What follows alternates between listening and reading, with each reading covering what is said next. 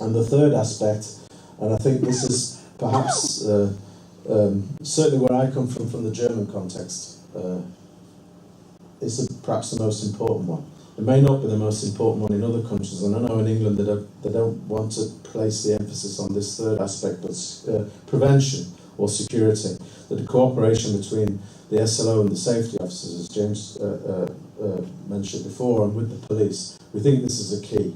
It's part of the, it's not just UEFA and it's not just us at Supporters Direct who think this is a really important thing. It's also the Council of Europe, the new EU Police and Football Handbook, for example, really talks about the need for dialogue between the police and safety officers and supporters to avoid misunderstandings. I've been travelling around Europe for the last 2 years, and the one thing I've learned is that a lot of the problems that we have in football are based on misunderstandings and misconceptions. And if we only talk to each other more, we could avoid a lot of these misunderstandings and misconceptions. So I think this is a really key aspect of the role, to avoid trouble and to avoid situations. It doesn't necessarily have to be to do with violence or anything like that. It can just be, as I've mentioned before, well, the one example I got told, Ireland fans in Estonia, they weren't told that they couldn't take cameras into the stadium, for example. And then when they were being searched on the way in, there was a kerfuffle because the stewards were trying to take a woman's camera away from her, and then fans saw it and thought, well, what's happening here? And then the next thing you know, just from a simple thing, a simple camera, the next thing you know, you've got a situation where there's, you know, a potential outbreak of trouble between stewards and then police and fans. And it's a simple thing that could have been avoided if that information had been circulated before and that everybody knew what the rules were and what the situation was. So that's what we mean. And the other second aspect is, and this is a huge debate in Germany at the moment, is the role of the SLO, I think, in protecting supporters against excessive police measures. Yeah, where measures introduced by the police to tackle violence, they are aimed at a very small minority of football fans who do go to the game, maybe with the intention of causing trouble. We know that the vast majority of fans who go to football don't go with the intention of causing trouble. There may be one or two who do, but it's based on getting supporters to be policed, not on the actions of those few supporters who do cause trouble and then everyone else is treated in the same way. It's about making sure that people are policed on the basis of their behaviour and not on the basis of their reputation. So I think that's another key aspect of the work. The separation of the roles of the safety officer and the SLO, well, that's been introduced. In Holland, for example, it was the case that the security officer and the SLO was one and the same person at 26 out of the 35 top division clubs. And we think the roles should be kept separate. UEFA agree with us. And that's why we've got the second sentence in Article 35 emphasises the need for the collaboration between the safety officer and the supporter liaison officer. Because otherwise, it may not be the case in your country, but there will be certain countries where fans absolutely refuse any contact or any dialogue, not only with the safety officers but also with the police. And this is why we think it should be a separate role, because we see it in Sweden now, for example. Sweden does have a problem with football violence. Came as a surprise to me, but I've been there, I've seen it. The dialogue between the police and supporters has broken down completely. The fans still refuse to engage in any way, shape or form with police, but they're happy for their SLOs, who they see as people who look after their interests, to engage in that dialogue with safety officers and the police. So that's a perfect illustration of the role of the SLO. And finally, and the most important point, and it's one where we're at loggerheads with some associations, we think the SLO, well, if a club appoints a marketing manager, who do they appoint? Someone who knows about marketing. If they appoint a solicitor, they appoint someone who's a law degree. Yeah, if they have a communications officer, someone who understands communications and how to communicate.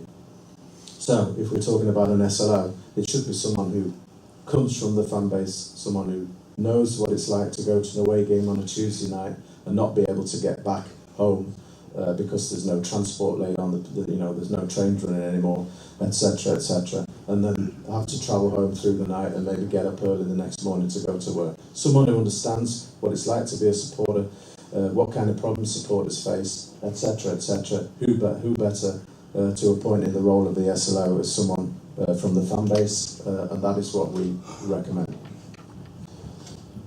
That's basically it. Sorry to rush through it. I know it's a lot to take in. It's a new concept. As far as Scotland is concerned, I think it's fair to say that along with many other countries of Europe, it's been a little bit slow. I think is the best way of describing it to get going. I know that some of your clubs have already got functioning SLOs. Is Derek here today? Derek Watson from Motherwell? No? Oh well. But I also know some of the feedback that I get in that some of the clubs who are taking part in European competitions this season haven't had an SLO because I've been contacted by SLOs at other clubs playing in the same group as them and saying, why hasn't Club X got an SLO when they should have? So it's been a mix. I think it's been a slow start, a bit of a mixed bag. But by March, when the licence applications have to go in, I hope that we'll have a situation. Well, we should have a situation when all the clubs have a fully functioning SLO. Whether it's the right person, whether the clubs have just appointed someone from within, a member of the club staff, that is something else that we have to look at as part of the monitoring process. But my message is the same to you, it's the same as when I speak to fans, no matter which country they come from. A lot of it is down to you.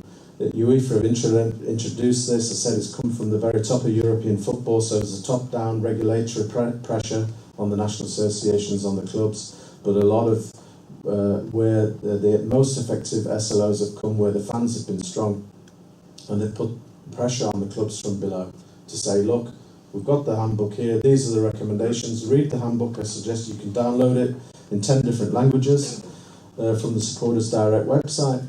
Read the SLO handbook, see what it says, learn more about the role, and then say to your clubs, well, hang on, have we got an SLO who's doing this? If we haven't, why haven't we got this? Yeah, and use that pressure, and hopefully over time, it won't work at every club right from the beginning, but hopefully over time, with this top-down pressure and the bottom-up pressure, that we'll get a situation where it's taken 20 years to evolve in Germany, but hopefully it won't take, well, I know, I'm confident that it won't take 20 years to evolve here and across Europe.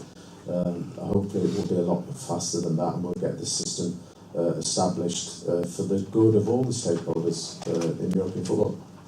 So that's basically it. I hope I've kept in the time. As I say, sorry to rush, but I hope we've got time for questions, because I know that... No, you and I have obviously been working on a different script. You've actually got 10 minutes left. So that's why... question and answer session, if any questions. I would normally take more time to explain in detail with concrete examples, but I've left them all out because I think it's important. Maybe if you ask the questions that you want to, and I see a lot of hands go up straight away. Do you believe the post of a supporters liaison officer should be a fixed position or a yearly elected position? Is there any advice on that? Fixed position, it's down to the club to decide. Down to the club to decide. We obviously say that you'll get the most out of the role if it's a full-time position. But at the same time, we understand the finances are tight, especially in this day and age. Not every club will have the resources available to appoint an SLO. Derek at Motherwell, I think I'm correct in saying his actual title is Community Engagement Officer. So he won't be just doing this SLO work that I've talked about. He'll be combining it with other roles. Yeah. So I think that's a good way of doing it. If not, then use volunteers. We've got a lot of smaller clubs. I was at FC United in Manchester last week. They're going to be working with volunteers, and that's another way of doing it. But certainly, your big clubs like Celtic and Rangers should. With the fan base that they've got, most of the German clubs have got 3 full-time SLOs now.